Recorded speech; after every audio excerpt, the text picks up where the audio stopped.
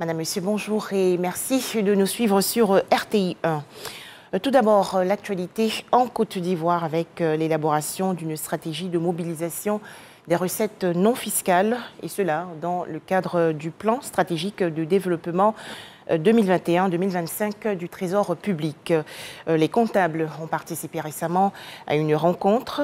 Les travaux et échanges ont porté sur l'optimisation du recouvrement de ces recettes non fiscales. À noter que pour l'année 2023, plus de 100 milliards de francs CFA sont attendus. Les explications détaillées de Lanciné Bakayoko.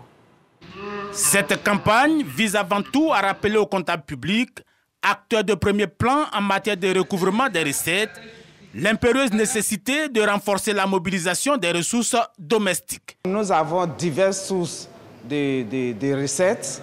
Il y a les recettes issues des impôts, de la douane, mais il y a aussi les prestations que l'État fait au profit des citoyens. Quant aux rémunérations, c'est ce qu'on appelle les recettes non fiscales. C'est une manne dont dispose l'État, mais qui est insuffisamment exploitée. Il s'agit de définir de nouvelles stratégies d'optimisation du recouvrement des recettes non fiscales, une niche importante à explorer vu que dans l'exercice budgétaire 2023, il est mis à la charge du Trésor public le recouvrement de plus de 3 000 milliards de francs CFA.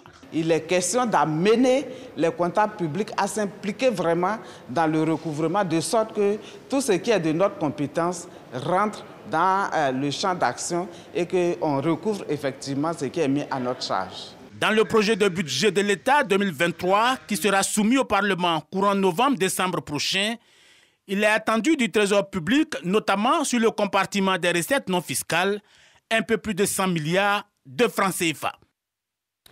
En image, cette autre actualité, notamment les échanges entre sages-femmes de l'espace francophone.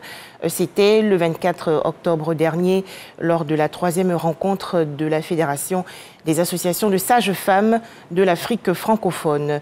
Ces professionnels de la santé ont renforcé leurs capacités autour du thème « Les nouvelles directives de la santé maternelle et néonatale en Afrique francophone ». Toujours au chapitre santé, Octobre Rose, mois dédié à l'intensification de la lutte contre le cancer du sein chez la femme. Dans la commune de Bingerville, dans le district d'Abidjan, les femmes ont été sensibilisées à l'importance des méthodes de prévention et de détection de ce cancer. Une initiative de la cellule genre du Sénat de la Jeune Chambre internationale de Côte d'Ivoire. En image, l'actualité hors de chez nous, à Goma, dans l'est de la République démocratique du Congo. Des jeunes ont manifesté hier leur colère en brûlant un drapeau rwandais. Le Rwanda est accusé de soutenir les rebelles du M23 qui sont à quelques dizaines de kilomètres de la ville et continuent d'affronter l'armée congolaise. Kinshasa a également annoncé l'expulsion de l'ambassadeur du Rwanda en RDC. Au Brésil, Luiz Inácio Lula da Silva élu à la tête du pays avec 50,90% des suffrages selon les résultats définitifs contre 49,10% pour le chef d'État sortant d'extrême droite Jair Bolsonaro. Les populations ont voté hier pour le second tour de l'élection présidentielle. La figure de gauche va donc commencer son 3e mandat le 1er janvier 2023. Enfin, drame en Corée du Sud, au lendemain de la tragédie survenue lors de la soirée d'Halloween à Séoul, la capitale. On note plus de 150 morts et des dizaines de personnes portées disparues. Les autorités sud-coréennes ont donc décrété hier un deuil national dans tout le pays. Tous les événements nationaux sont ainsi annulés jusqu'au 5 novembre prochain.